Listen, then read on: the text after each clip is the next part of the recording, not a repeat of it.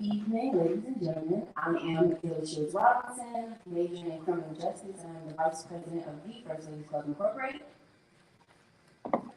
Hello everyone, I am Leah Gill. I serve as the Miss FLC for the First Ladies Club Incorporated. And we have the pleasure to serve you an introduction for our founder. Dr. Veronica J. Wiggins is an author, prophetic life, and business strategist, entrepreneur, mic drop speaker, educator, beauty queen, mother, grandmother, and pastor. She is a first-generation college graduate who went on to get a PhD and become a college professor. She is the founder of the Walters Academy for Entrepreneurship, a private school for 6th to 12th grade students. She grew up in a 3-room house with no door plumbing, when she learned many value lessons from the use of 5-gallon water buckets. Her degrees in communication and her strong psychology and research methods background created a passion for research. This passion led her into examining her genealogy and impact on epigenetics and DNA on trauma and trauma responses. Little did she know that her research would lead to a discovery in January 2022 that shook her world. Her father, who she grew up with, was not her biological father. That journey to find her biological daddy transformed her and her life, her focus, and her impact. Now she is committed to helping people heal and learn how to transform their trauma into treasures as she explores the physiology of healing. She is former Miss Inspirational 2004, Miss Hillsborough County America 2004, and current Dr. Florida, United States of America. She is the author of several books, including User Buckets, 12 Life Strategies for Success, and Forward Focus 21 Days to Set Focus and Propel You into Your Destiny, Volume 1 and 2, in pre-order. And upcoming Pressure Personified. You are mentoring group Pressure Personified to help women to go into the next level of their lives, understanding who they were created to be and how to be her. She is a mother of 7 and a grandmother of 9. Dr. B's motto is, many things will capture your eye, but only few will capture your heart. Pursue those. Michael Nolan.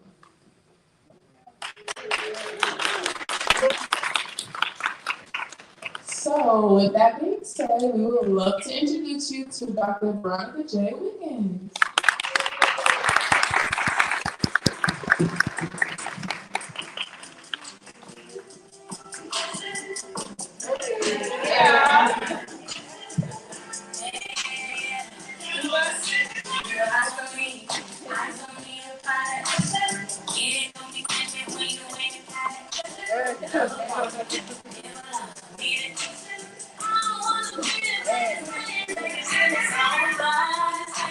Don't go too far, girl, because we're saying too much. Thank you, sweetheart. You all give them a round of applause. I'm so proud of these young women and this organization and what it's been able to do. It is truly an honor to be back here 12 years after I started the organization. No, 16 years. Maybe not 2006. Oh, yeah. I'm old. Wow. So to see the organization not only just still going, but thriving is an amazing thing. In your life, if you can create anything, create legacy.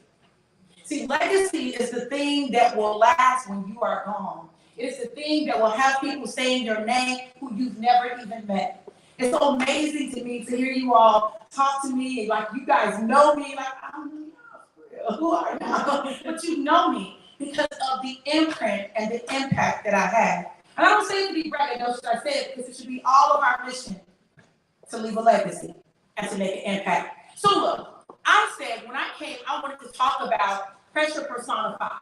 You know, you are pressure. And I wanted some men here. Listen, thank y'all. So give the men a round of applause, y'all.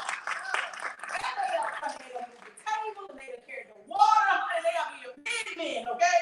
I wanted men here too because I didn't want this to be just about us as women. I think one of the greatest challenges for relationships, especially in our community, is that we've all been sold hold a bill of goods. A bill of goods designed to keep us away from one another, keep us from operating the way that we were created to operate. And believe me, you can't get any more independent than me, I guess you could say, about success and about women being able to do and to achieve. But listen, at what cost? See, what we've done is we've had to pick up slacker. We've had to carry stuff because nobody else was there to carry it. So, of course, we automatically lift the table up because we're used to having to lift the table up because we haven't really had anyone to rely on. And then when someone comes along, we might potentially, maybe, could possibly be able to rely on, we don't know how to get out of the way because we're so used to being up front. So I came to talk to y'all about what it means when I say pressure personified. So let's talk, right? As women,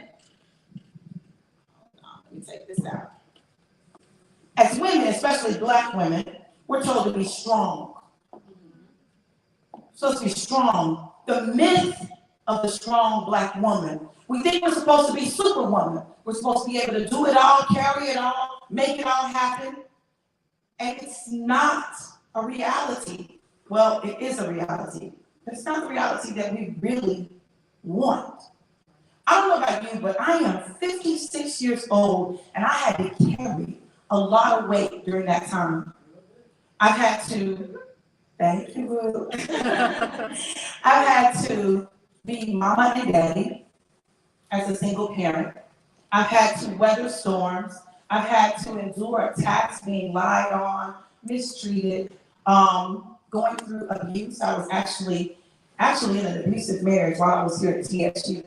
And all of that, and still come out on top. The weight gets heavy. And so when I talk about pressure personified, our pressure is not in our words or the rolling of our neck. It's not in how mean we can talk to somebody or how much we can demand. It's not in how much we work and how much we achieve. Baby, what's your name? Megan. I was listening to Megan, and Megan said, listen, I want to have a legacy. I want to be a millionaire. I want to own property. And all of those are amazing things, and we should want to do things. But doing those things doesn't define who you are. How many of you associate who you are with what you've done? When people ask, who are you? You say, well, I am this. I am the president of the First Ladies Club. I am a such and such major. You know, I've done this, I've done that, I've done this. How many of you have done that? Identify yourself by what you do. Listen, I came to free you from that because guess what? It seems like a good thing because it makes you achieve, but really it hinders you because your whole identity becomes what you do and not who you be. See, being pressure personified means that just your being brings pressure. You don't have to do anything to create the pressure, you just be. Your being makes things and situations and people respond to you because of how you be. It's about the show up. How do you show up? If you gotta say it, you ain't it. If you gotta say, I'm a boss, you ain't the boss. Because the boss doesn't have to say it. If you gotta say, that's my man, that ain't your man, boo. He might be part-time, but if you gotta say it, something's off, okay? You've gotta understand that it is in who you have been created to be that pressure is already created. That's why I say you are pressure.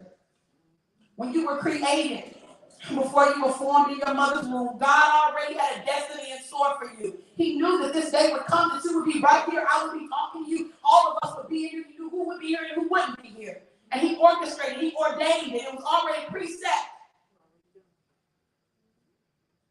And so now the question becomes, what do you do with the destiny that's already been established for you? Now, I can't do anything without talking about God, okay? Because I love God, okay? I love God. You don't love God? Right, that part right there. I love God. And the reason that I love God is because God thought enough of me when I didn't think enough of myself. God loved me when I didn't love myself. When I was at my lowest, when I wanted to end my life, when I wanted to just die, God said, no, you can't check that. I remember very clearly, I was married, so y'all, I've been married 5 times, right? Married 5 times, divorced 5 times, okay? I'm gonna talk a little bit about that. Married 5 times, divorced 5 times. I gave my husband's numbers. They did number 1, 2, 3, 4, 5. 5 and 3 are the same person, so I call him fifth, third, like the bank. Okay. But not FDIC insured, okay? So, my third husband, third, fifth, third. When we were married the first time, I remember being in a place where I was very frustrated with how some things were going in our marriage and there was no change. And I'm a communicator, so I communicate. See, a man never has to wonder what I think or how I feel because I'm going to tell him, and not in a mean way, but I'm going to tell him. I'm going to try to tell him in a way that allows him to maintain his dignity. Like, that's important to me. I learned from husband number 1 not to emasculate a man. It's not cute, y'all. I had to look back on how I treated him and realize that I took all of his little manhood. I didn't give him nothing. And then wonder why after we got divorced, he didn't like me. Maybe I understand now, okay? But I tried to do that, and I didn't get a response. And I remember one day being so frustrated. It was Christmas Day. It was our daughter together, our first child together. It was her first Christmas. And I'd gotten the presents, and, I had wrapped everything by myself, and it was under the tree, and we woke up Christmas morning, and he wasn't home. And I kept calling him, and I didn't get it. And so I had to let the kids go ahead and open the presents. And after they opened the presents and he got home finally, and, we went for a ride. So he could talk without the kids being around. Now, y'all, I don't want y'all to think I'm crazy. I'm not still crazy, but I was crazy, okay? All right, she's in there somewhere. I try to keep her a day, right? So we went for a ride, and I decided, listen, we can both die, okay? Don't play with me. I was like, listen, this is what's going on. This is how I have a problem with this. Can we change this? And he was saying something. I don't know what he said. I said, He was like, slow down. You crazy. I said, oh, we can both die today. Oh, we can both die. Oh, the kids will be better off. He said, what's wrong with you? I calmed down. I didn't do that. That was going to be painful. Y'all ain't never got to worry about it. If they say Dr. V ran into a wall, jumped off a building, it cut her wrist, shot herself in the head, it's a lie. Don't believe it. They murdered me, okay? That's not going to happen. But I found myself frustrated because I couldn't change things, right? Because I wanted to control things. Like, I had this idea of a family that I wanted, right? I already had 2 boys, now I got my little girl. Like, I had an idea of my family. Here I am, a college professor at the University of Georgia, the first African-American female faculty member in the department. That was my life, a life of first. I was the first African-American captain of the flag corps in high school, the first junior to be captain of the flag corps in high school. I was the first African-American in our gifted and talented program. I was the first African-American doctoral student to graduate with a PhD in communication from the University of Kentucky. I was the first person in my family to go to college, the first to graduate. Went on, I was the first to get a master's, the first to get a PhD, the first to step into higher education like that. I was the first. Yes, you was. And so I expected to be able to kind of control things in my life. I needed that. I needed that from not being able to control things in my childhood, not being able to, y'all, and I know y'all may not have really understood what she was saying, but when she said that I grew up in a 3-room house with no indoor plumbing, I didn't have no running water, we didn't have no bathroom, there was no kitchen sink, we carried everything in $5 bottles. I needed to control something because I couldn't control that. We didn't get into a plumbing until my junior year in high school. There was some trauma there. My parents didn't raise me. I was raised by my grandparents. There was some trauma there.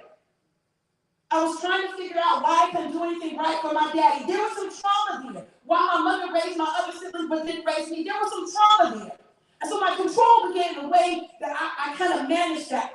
My achievement, I was a high achiever. I always had to be the best, get the highest scores, do the best. Like, I was out there doing my thing.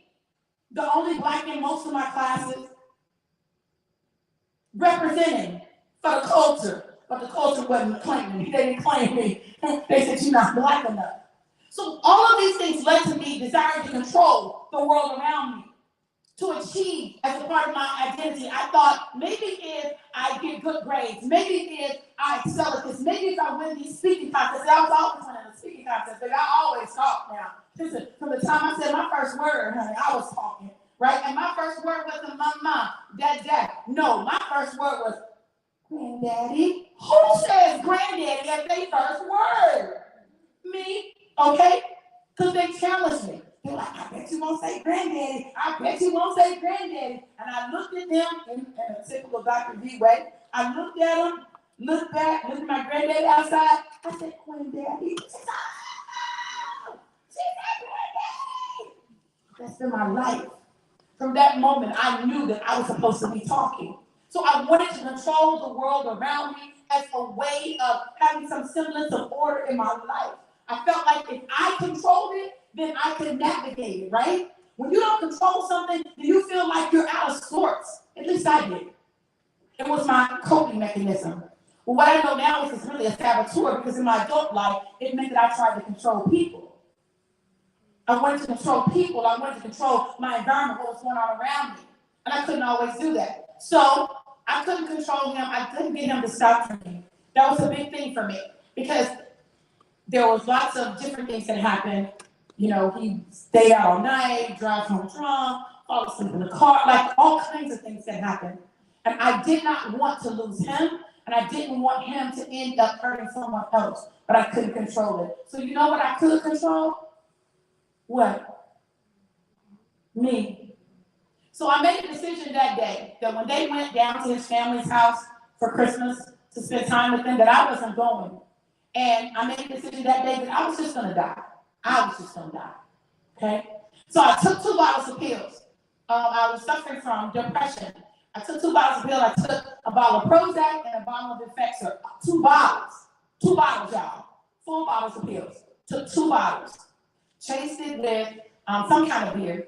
Honey, I was trying to be real grown. I was like, I'm going to die. But before I took the pills, I shampooed my hair because I didn't want the people at the funeral home to do my hair. Control issues much, right? I did my makeup. I did my hair. I took the pills. I laid in the bed with my arms crossed like I was in a casket. And the next morning, I woke up in the same position. And I said, I can't even die right. But God said it wasn't time. I tried to commit suicide 3 times in my life. And it always ended up being around me not being able to control things and something with the man. See, I was great with my academics. Oh, academics, work, career, baby, I had it going on. Relationships, it just was not going right. Not that I couldn't get a man, not that I couldn't get married. I could get a proposal, I could get a ring, I could get to the altar. But what I realized was the problem was not the men. The problem was that I wasn't seeing myself correctly, so I chose men who could not be what I needed. And then I tried to make them what I needed. See, I fell in love with people's potential. Can anybody relate to that? You meet somebody, you're like, oh my God, they got great ideas. Oh, I can see them doing this. I can see them doing, you can see them doing a whole lot of stuff, but they don't do nothing. And then you're frustrated. See, this is why you got to know who you are. You got to know who you are and what you need in your life. I did not, y'all listen, it took me to 50-something to finally figure that out. You've got to know who you are. And I'm not talking about what you do, but I'm talking about who you are. What is your purpose? What is your mission? What is your mandate? I'm a firm believer that every person needs to have a mission statement. How many of you have a mission statement for your life? Anybody? You need to write a mission statement for your life. Have a mission statement for your life. If you're talking about dating somebody, you need to know what their, I know y'all want to know their credit score, what they drive, how much money, you better know their mission. Because if their mission doesn't match yours, if your missions don't align, then what's going to happen is you're going to be frustrated, they're going to be frustrated, everybody's going to be frustrated, and you're going to have a wrong kind of pressure happening in the relationship. It's going to be a pressure cooker, and eventually it's going to explode. So I didn't really understand the magnitude of who I was. See, look, I didn't know that I'm called to nations, that I'm called to pack out not just auditoriums, but stadiums and theaters. Listen, I didn't really understand that. And so I found myself dating men who could not handle who I was. So what did I do? What did I do in my life? What's happened? settled. I settled and I dimmed my light. And I said, well, maybe if I'm just not so big, it can work. Until I lost me in the process. If you're with someone and you can't fully be you, who you've been created to be, that magnificent being that God created you to be, that bright light not to be hid under a bushel, if you can't be that in your relationship, that's not the relationship for you. He may be fine, he may talk good, you know, he may know the right things to say, he may seem like he's got it going on. Sex may be even off the chain. I'm not telling y'all to have sex. I ain't saying y'all are having sex. I'm just saying. When I was in college, I was having sex. Okay? And I had some good sex with some people that could not. No. We can't go out in the light. Okay? But at the end of the day, if they can't handle the capacity, they don't have the capacity to handle who you are, you're going to be frustrated. And they're going to be frustrated. If their mission is to control you, that's a problem. We were not created to control or dominate any person. We were created to dominate the world, the land, everything around us, but not people. And if you can't submit to him, he's not the one. And I'm not talking about because he said, well, you need to submit to me because I'm the man. If y'all gotta say you need to submit to me because I'm the man, you ain't the man for her. If you gotta say that you ain't the man for her. Y'all hear what I'm telling you? See, we want to try to be the person for the wrong people and make them be the right people. But it's a natural ebb and flow that happens when you're the right person. It's some men, they just walk in my presence and I'll be like, oh, you gotta have a certain type of energy with me. See, I've learned that. Just no regular man can't listen. If you're not a leader, if you don't come in with your chest, if I don't automatically, naturally want to be more womanly around you, you are not the man for me. If you are a weak man, you can't be my man.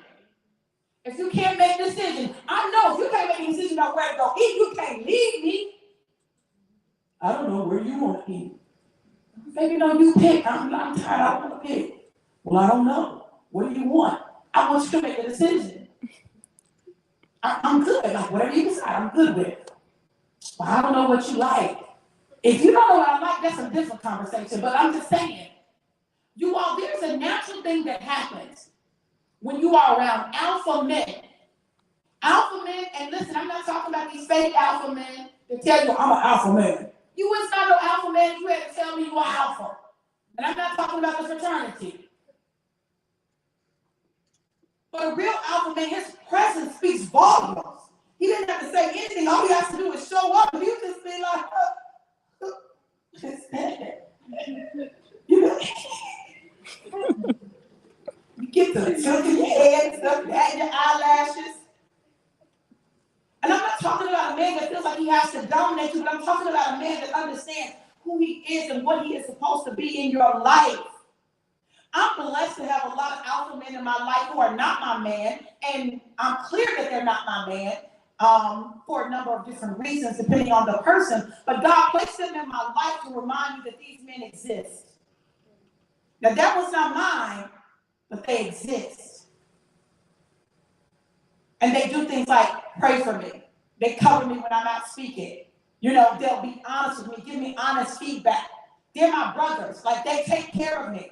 So if I say, no, I'm thinking about talking to so-and-so, they're like, what does he do? They ask all the questions. You need that. And unfortunately, in our communities, we've lost some of that because originally the design was that daughters would be with their daddies until they went to their husbands. It's not like that anymore. And many times we don't have the daddy to cover us, protect us, whatever. And so we're out of balance because mama's doing everything. And so mama tells us, and y'all tell me if y'all have ever heard this, mama tells us, you can't depend on no man. You need to be able to do everything yourself. Anybody heard that? Anybody heard that? So then you feel like, well, I can't trust no man, so I just got to be able to do everything myself. Now, what does that do? Because what men hear is something very different. These women gonna try to run you. Don't let no woman run you. So we're already set to be pitted against one another and at odds with one another. That is not the original design. We were not designed to be at odds with one another. We were designed to be able to come together and be a force. That's why it's so exciting when you see a power couple, then you realize they're human, and then they get a divorce. Devin and Megan. And you all devastated. Oh, it ain't no, oh, there's no hope. No, there is hope. You are the hope. You are the hope. And so what? It doesn't work. What's the worst thing that can happen? It doesn't work. You'll live. I promise you, you will. I've lived 5 times.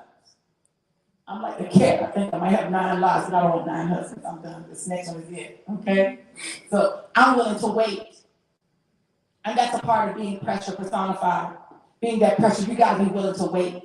See, diamonds are only created under intense what? Pressure. Pearls are only created under intense what? Oil is only produced from olives under intense what? So what do you think it's going to take for you? Pressure. So you have that pressure, you experience pressure, and you feel like, oh my God, oh, why does stuff always happen to me? Anybody ever felt like that?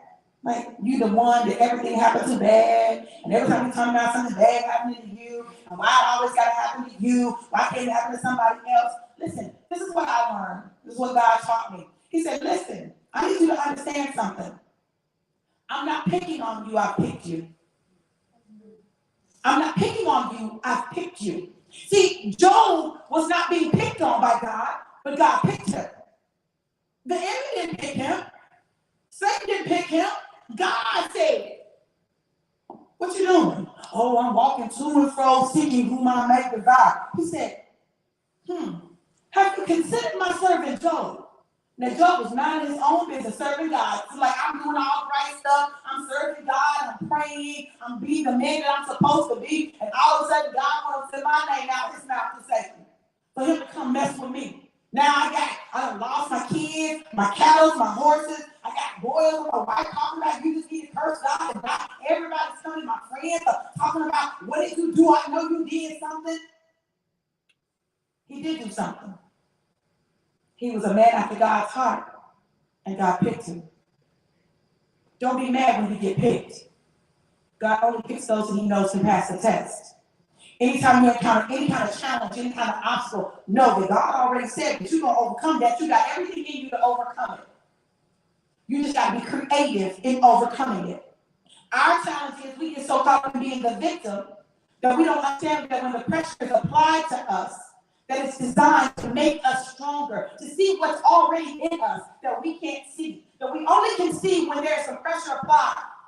Anybody here work out? Okay? So when you lift weights, and I lift a little bit, y'all, I've been working out a little bit. Clearly not enough because I was walking up to here, and I was like, oh, Lord, I need a break. Wait a minute, let me stop for a minute, okay? But when you lift weights, what happens is the way your muscle is built is it first must be torn down to be built up. It first must be torn down to be built up. Now, I know that when I played way back in the day, that was a nice, we're going to haze them, we're going to break them down so we can build them up. They didn't understand the whole of the concepts and the principles of that correctly all the time. But God does. There are things that will come in your life for you to discover things about you. And in the journey, this journey called life, when you begin to experience those things that seemingly should break a person, should destroy them, what you've got to know is the solution is always in the problem. And the problem comes to give you a gift. Oh, I love God. That's why I love God. God gives you a problem so he can give you a gift. You say, God, I want to give you a problem. In that problem is the very thing that you want. But you can't see it because all you see is the problem. So now you're complaining because you got a problem. But the problem has come to be a vehicle to bring you the gift that you asked for. The very thing that you asked for is always going to come couched in a problem, a situation, something you got to work through. But there's a gift there that you want. So, listen, for me, I want a husband, but not just any husband. I've had those.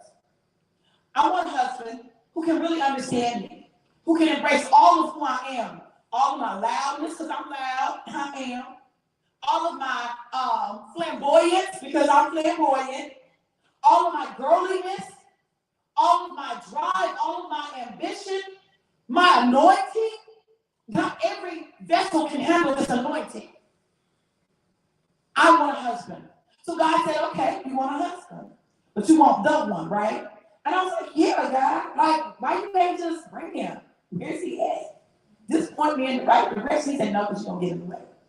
So there was a problem. What was the problem? The problem was, okay, I got your husband waiting for you. I'm like, okay, great. I need you to be celibate. You said what? You said you need to be I've been married 5 times. Y'all listen now. One time I got married so I could have sex. I was like, I want to be in alignment with the Lord, and I don't want to have sex because I'm married. So I got married, and I had the worst sex ever in my life. I didn't have sex on my wedding night. Like, what was I thinking? I think I would have came out better repenting. I had a whole marriage around the fact that I wanted to be able to have sex. And what was that rooted in? It was rooted in something. What did I tell you all? Many of the things that we encounter in our life, the things that we struggle with, are rooted in our trauma that we've experienced growing up. So my trauma was, I didn't feel like my daddy wanted me or loved me. So I wanted to be wanted or loved by men, so I became sexually active early, trying to fill that void. Really, I was searching for love, but I was looking for it in all the wrong places. And it didn't matter how many times people would say, well, no, you don't have to look for love there because God loves you. I said, listen, I know God loved me. But look, I'm a whole grown woman. I had 7 kids. I've been married 5 times. I have what? Needs. I know y'all ain't never said I have needs. I have needs. And literally, God took me on a journey. You see, me finding out that my daddy that raised me was not my daddy made some stuff make sense in my life. Suddenly, I got an understanding of some things that I didn't understand why I wasn't like my family. I don't understand why I'm not like nobody over here. Like, I don't understand. Because it wasn't my people. They were not my people. So when I found out about my biological father, and I found my biological father, like, that man is my twin. He's been married several times. He had 6 kids. Listen, we know how to make some babies. My grandmother, his mother, had been married 6 times. Oh, okay. See, some of the stuff I was dealing with, I didn't even understand, wasn't even mine. It had been passed down. I was called to be the curse breaker. So here we are, God talking about, I got to be celibate. I said, well, God, listen, I'm not going to try to do that. I'm just going to be real with y'all. The pastor, prophet, preacher, teacher, mother of 7, grandmother of 9. I was not trying to do that. I'm just going to be real with y'all because that's the only way I know how to be. But God had a plan. So God took me to my daddy, let my daddy love on me. My daddy's love languages are the same as mine. My love language are words of affirmation and physical touch. I had a daddy growing up that did not say I love you until I was 26. Can y'all see where some of that stuff came from? He didn't believe in hugging. He didn't do all that. He didn't, can y'all see where that desire for that physical touch came from? See, you gotta understand where stuff comes from so that you can understand who you are, so that you can begin to control your own life. You. Not other people, but you. So I went to my daddy. I was with my daddy from the end of January until May. My daddy loved on me, told me I was amazing, I was beautiful, how proud he was of me. Every morning, my daddy would fix me a cup of coffee and bring it in to me, and we would sit there, we would have a little conversation in the morning. Like, I got that stuff that I wanted from my other daddy, from my biological father. Then God took me on a journey to my aunt. My aunt was a prayer warrior, the intercessor, the woman don't play. So my aunt don't say much. She just prays. She notices everything but says nothing, and she just prays. So my aunt was praying, and I knew she was praying. I was like, why I can't even get a date? Like, I'm too fine not to be able to get a date. Now, something is wrong, right? So my aunt explained, so I remember one day I had done my prophetic drive-by on Facebook, and listen, I'm telling you, the anointing in the room was heavy, okay? So my aunt comes in with her anointing. Her angels and my angels, they all colluded, and they did a whole intervention on me. And she began to pray and prophesy and speak into my life. And I started feeling queasy. I said, oh, wait. Oh, no, I'm not going to do this. I'm not going to do this. When my aunt got through, I went in the bathroom and I began to throw up. And she said, praise God.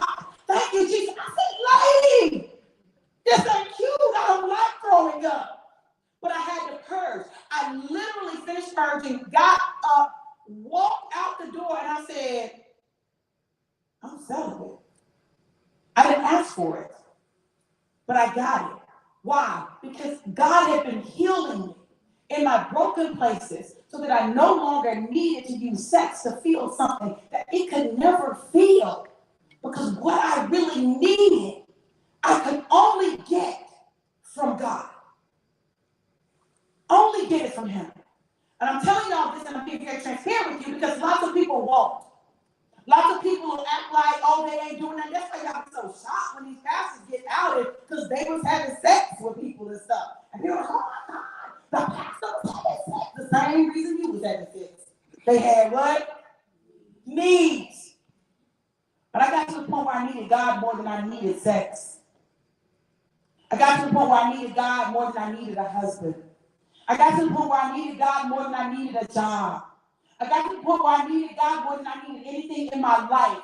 And literally, the people who follow me watched my whole transition.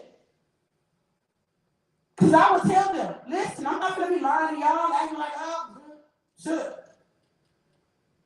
I'm telling y'all this because, look, when you want something different, you have to what? Do something different.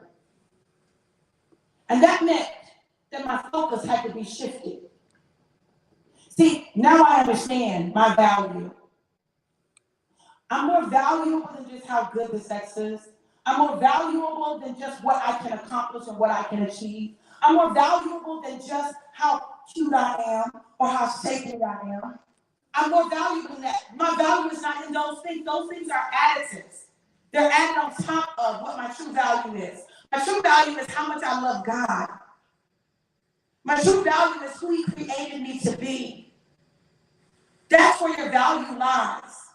Your value lies in the fact that God created you, that you're fearfully and wonderfully made, that you're the apple of His eye. It's not in your ability to lose weight or your ability to get to a certain size or your ability to sing or your ability to accomplish things or buy things or what you drive or where you live or how you dress. That's not where your value lies. Your value simply lies in you being you. You're more than enough. The number one lie that people believe is that they're not enough. For whatever reason. Okay?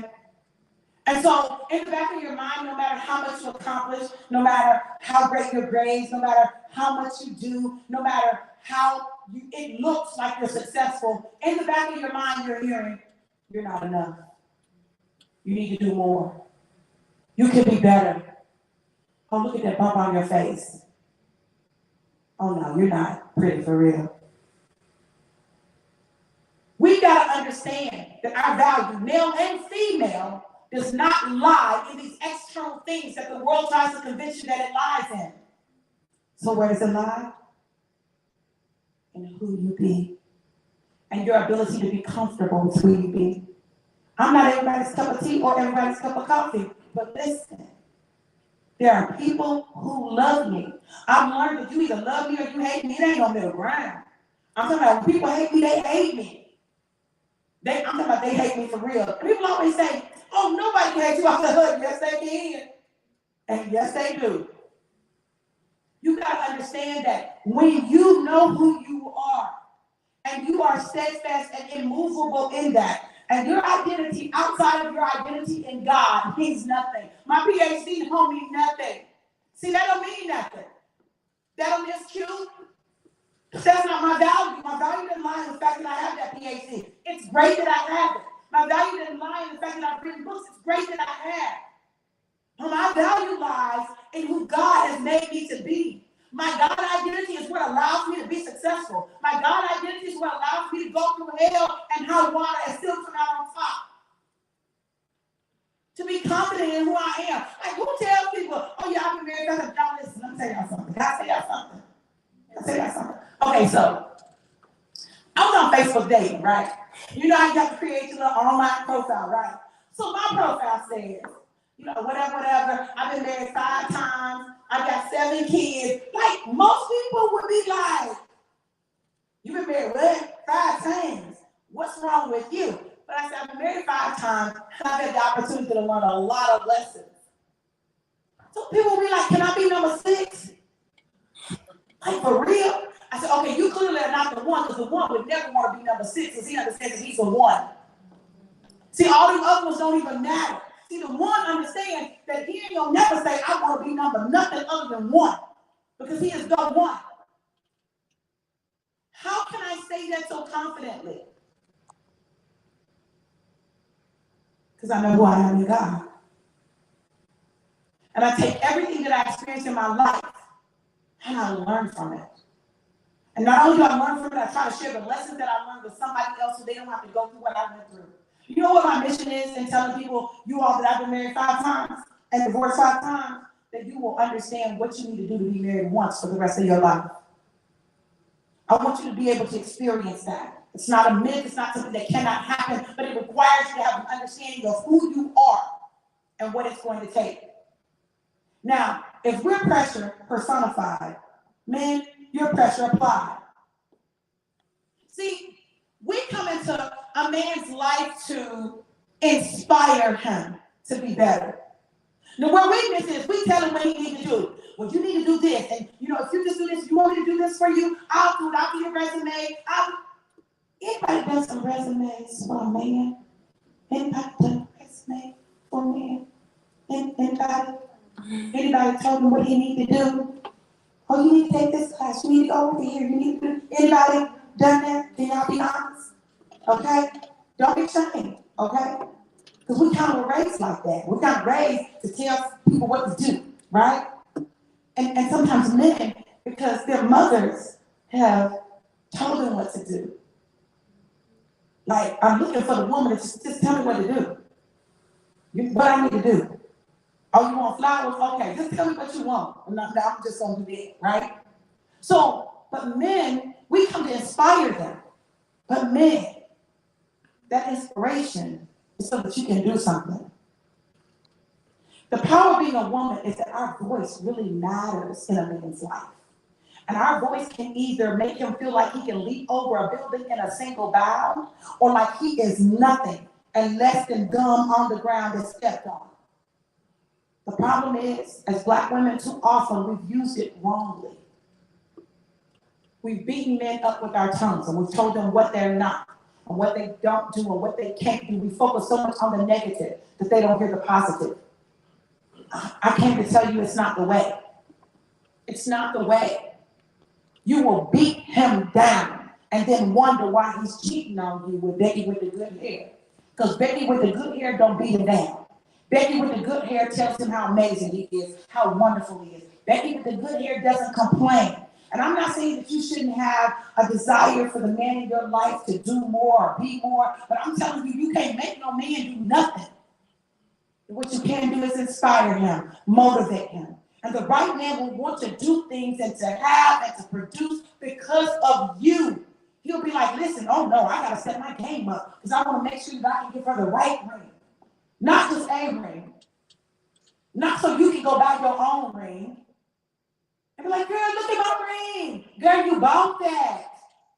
He didn't buy that for you. You making payments on your own ring. Because you're concerned about the image. Men, let me say this. I believe that when a man occupies the space that he's supposed to occupy, when he understands that he's a leader, that your job is to make things lighter for us, and we'll make things smoother for you. When you understand that, you know, it's your destiny to lead. It's your destiny to dominate. It's your destiny. And we can support you in that domination. We can dominate together. It was never supposed to be one above the other, but together, working together to change the world. I'm looking for that man that we can be Pinky and the Brain. And he like, baby, what we gonna do today? I said, take over the world. Let's take it over. If we're pressure personified, you're pressure applied. So you are the physical application of the pressure that we bring. So you produce, you navigate, you make it happen. We inspire you, but you say, okay, baby, listen, okay, this is what we're gonna do. Da, da, da, da, da, da, da. You make decisions, you problem solve. You understand that you're not gonna be good at everything, and you understand how to appreciate what she's good at and allow her to be good at it. Baby, listen, I'm not good at that part, I'm gonna let you handle that. Okay, baby. We gotta learn to work together. And in doing that, we're able to experience the life that God has created for us to live. Now listen, your pressure, and your pressure doesn't come from what you say or what you do, but from who you be. And you all are pressure applied, and that doesn't come from dominating and controlling a woman, but it comes from exercising your dominion and your authority, because it's your God-given right. We all have rights that God gave us, and no man or woman can take away from us. And it's our job to figure out what exactly we need so that we can be with the right person, and it starts with our mission. I challenge you this weekend to really seek God and ask him about your mission. If you don't know your purpose is always tied up in your life. Your greatest challenges, your purpose is in it. My greatest challenge was relationships. It was the trauma of growing up and not feeling good enough, not feeling loved, not feeling like I deserved love. So what do? I empower people and inspire them to understand and get to the roots of their issues so they can get rooted in their God identity, so that they can walk into their divine destiny. So funny to me when I was looking at the mission and I realized even then I knew that it was about divine destiny. And I really had forgotten that. I knew that my mission was to help women, young women, learn how to grow into the women that they are called and created to be, and know that they don't have to carry the weight of the world, but they can just be the amazing, beautiful, feminine creatures that God created us to be. To inspire men, our young men, to lead, to dominate, to occupy territory, take over lands, to fulfill their dreams and their ambitions. I was that professor, and I know this, they could have got me in trouble, but anyway, that would tell my students, you know, what is it you really want to do? They would tell me, I said, you know, you don't have to wait till you get your degree to do it. And I watched my students do that. I watched them do it time after time, and I was looking at it, I'm so proud of you. They did things with no money that faculty were saying they could not be done. They were like, we don't have the budget. I watched our students create funding to do shows and to produce things and to do television and to do music and to do all of these creative things and build businesses. Y'all know why I love TSU and HBCUs? It creates endurance. You listen, y'all know that about having to stand in lines to get your classes. But I'm telling you, the challenges you encounter at an HBCU prepares you to overcome anything you encounter in the world, and it builds bonds that are unbreakable. See, that's why I can say, dun, dun, dun, dun, dun, dun, dun, dun, dun, dun. No. I be like, you. I went to University of Kentucky. I don't be saying nothing about my old Kentucky. No! This place is special. These people are special. You may not agree with every professor. You may not like all the rules. You may not like all of the administration. But baby, I'm going to tell you something. And I want you to hear me and hear me well. I've taught at a lot of institutions. You know, um, I'm talking about those doctoral granting institutes. I'm telling you, University of Georgia, University of Nebraska, Lincoln, University of Kentucky. I've taught at those institutions. And I've taught at HBCUs, Kentucky State, TSU, North Carolina, A&T. Listen, and I just have to say this. HBCUs have a special place in my heart, always and for life. Because there's some things that you can get here. There were some things that I was able to do here with people that look like me that I couldn't do at other places. You are pressure and pressure applied. The question is, what are you going to do with it? Make a decision for you. Choose you. Choose destiny. And watch God multiply it. Thank you.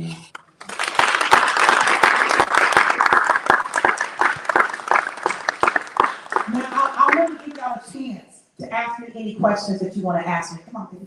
That's what we're going to do. Questions. And y'all can ask me anything. I'm an open book. Clearly, I'm an open book. Open book. Okay. Any questions? What y'all want to know?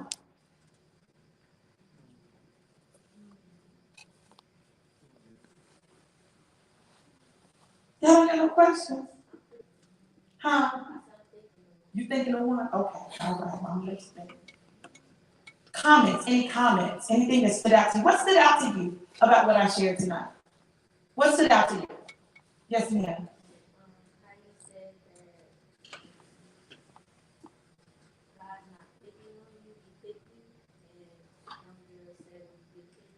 Yeah, that's good. That's a good nugget, isn't it? Yes, yes. What else? What stood out to you? Yes, ma'am. When you said that you are enough, you know, knowing your worth, and that's something I've been hearing all week that people been telling me because I don't believe that within myself. Wow. And that's rooted in our saboteurs. So we have these saboteurs, these self-sabotaging behaviors. And God literally took me to an assessment that identifies your saboteurs. And so I do a class called No More Sabotage, so that you can stop sabotaging. Okay, but I want you to come up. What's your name? Portia Lockhart. Portia, come on up, Portia. You don't have to put the jacket on, girl. No, you are enough without the jacket. It's Take cold. your jacket off. No, ma'am. No, ma'am. No, ma'am. Come on.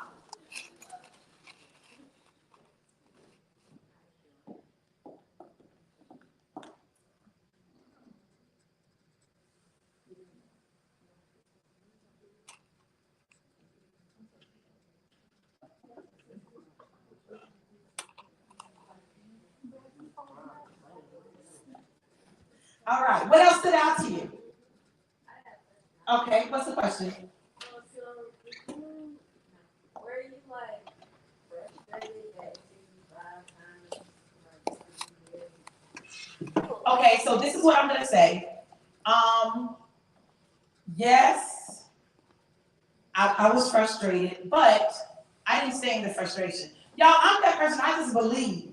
I just believe that there's some stuff that I'm gonna have in my life. God promised me.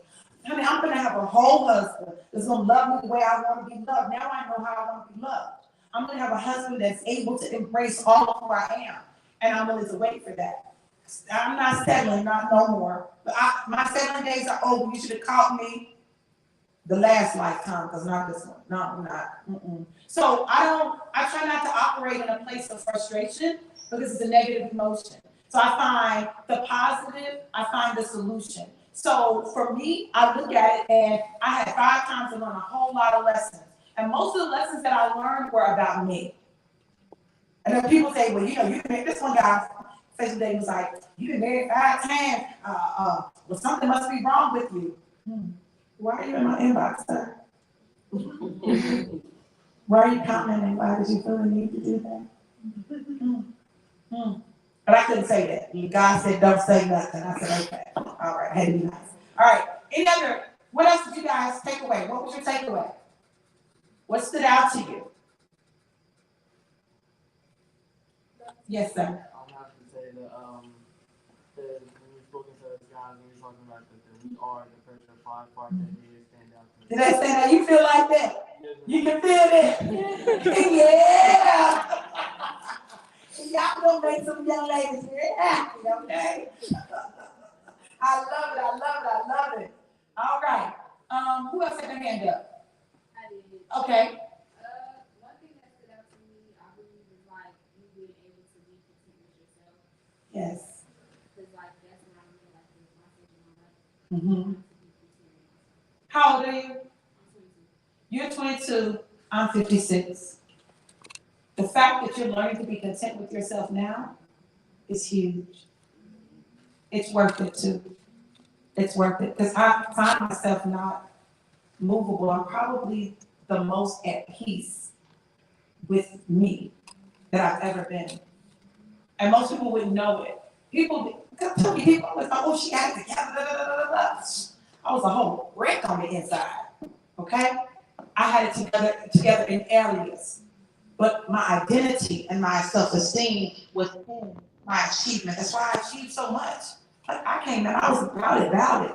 And I was going to be tenured and a full professor. I came in as an associate professor. I left the University of Georgia as assistant professor. I negotiated to come in here as an associate professor. Don't play with me.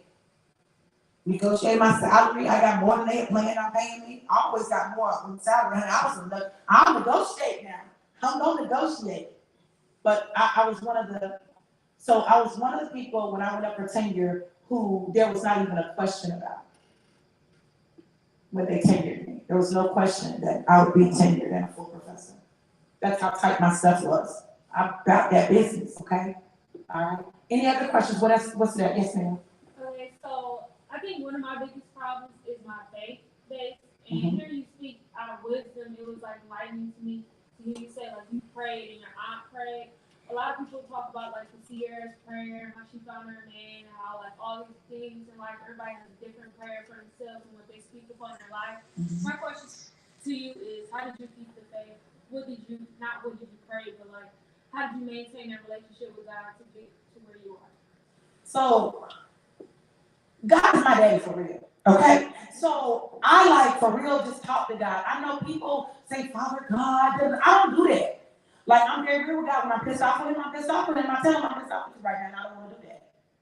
I'm not doing that. That's what I tell God. Right? And he said, yes, you will. And I'll be like, no, I'm not doing that. You always make me do hard stuff. I don't want to do the hard stuff. Yes, I don't want to forgive. I don't want to forgive them. They don't deserve my forgiveness. He said, you don't deserve mine. And I'm like, ooh, you're right. My relationship with God is very personal and practical. It's not deep, it's not theoretical. You know, I'm not that theologian that's gonna tell you all of the hermeneutics, and I'm not doing all that. But what I will tell you how to do is just get real with God. I get real and raw with God. I'm like, God, I need something. Now listen, we gonna have to work something out. You have to break my husband, you want to do something, okay?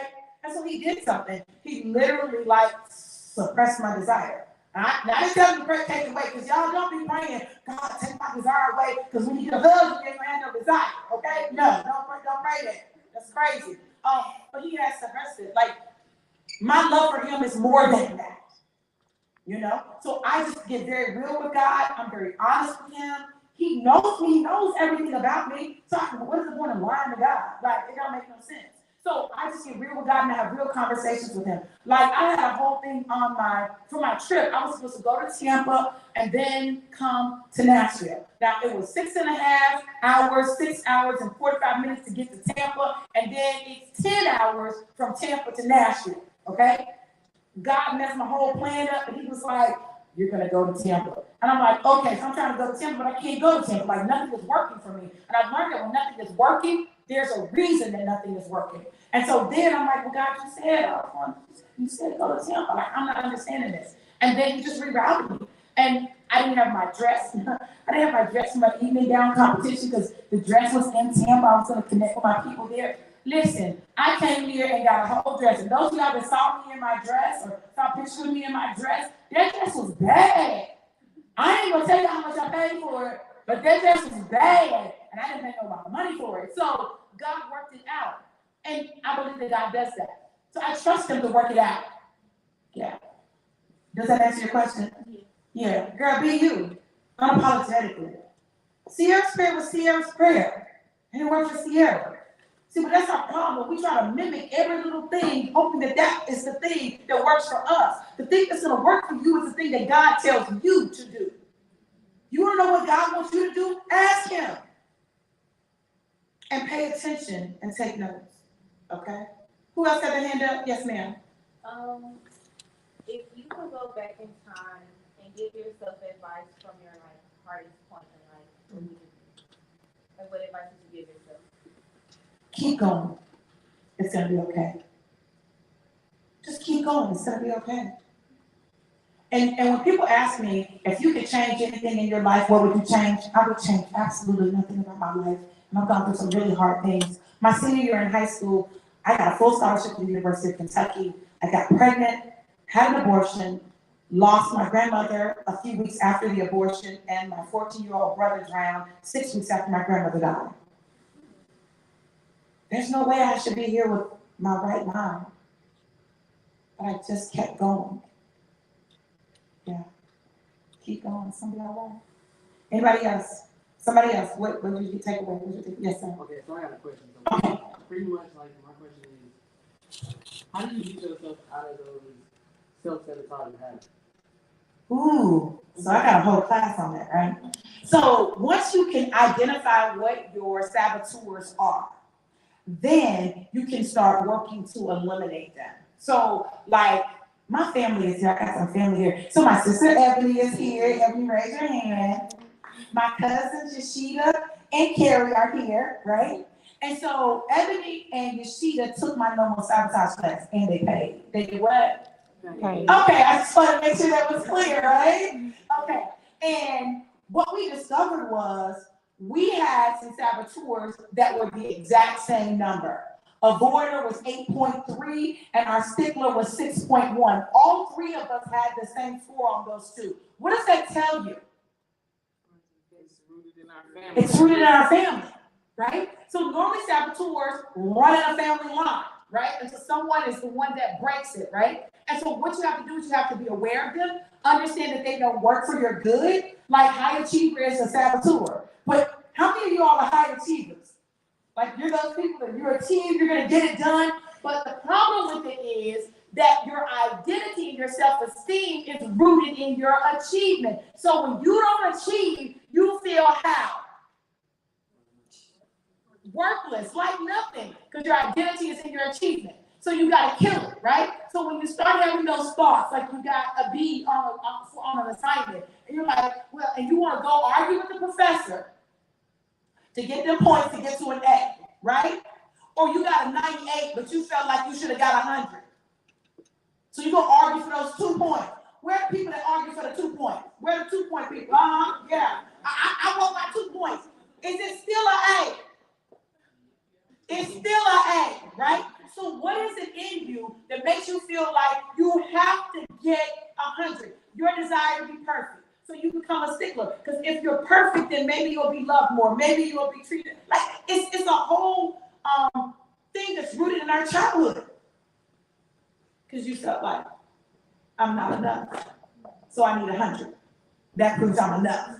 A 98 and 100 is still an A. Okay? Stop arguing about them 2 points, y'all. I've got to save some professors right there. So here's some things that you can do. And if you're interested, look up positive intelligence. Look up positive intelligence. I'm getting ready to do a class on Tuesday. Tuesday at 7 p.m. Central Standard Time, our time. Tuesday at 7, I'm doing a class, No More Sabotage. And then on Friday at 7, I'm doing it. And this is what I'm going to do for you all. And I'm just doing this for you all. If you all are interested in taking that class, what I'm going to do is I'm going to give you guys a student discount. And I'm going to allow you all to take the class for $35. It's normally $75. I'm going to let y'all take it for $35. If you're interested, let me know, okay? So that I can give you a link. And I'll have a special link for you guys to register for it. But I'll do that for you all. I'm telling you to be able to do that. Yeah. And then let student affairs know that y'all want me to come back and talk about saboteurs and teach you all how to do that. Tell them make an investment in you. Because can you imagine a room full of people who've killed their saboteurs off and they don't operate in self-sabotaging behavior? What does that do for the institution? takes it to the next level. Yeah. Okay. Who else? Next question or comment? Okay. You all listen. Thank you so much for allowing me to hang out with you guys. Did y'all learn something? How did I do? Good. Thank you, thank you. All right, I'm giving it back over to Maura. Y'all give her a hand.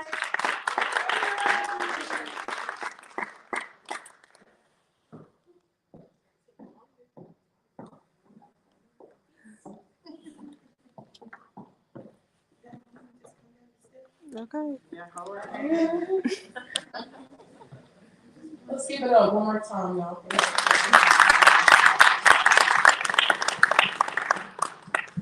Well, that was absolutely great. You need to add therapists to your resume because I feel like I just had a free therapy session right there. But thank you again so much for coming. That was amazing. I hope you all had a great time being here and learned something about shoot yourself, and how to, go about life. So thank you all for being here. Again, it means a lot to the First Ladies Club. I hope you guys have safe travels back to your destination. And Oh, my book. I have copies of my 21-day devotional. If you guys want to get a copy, they are $20.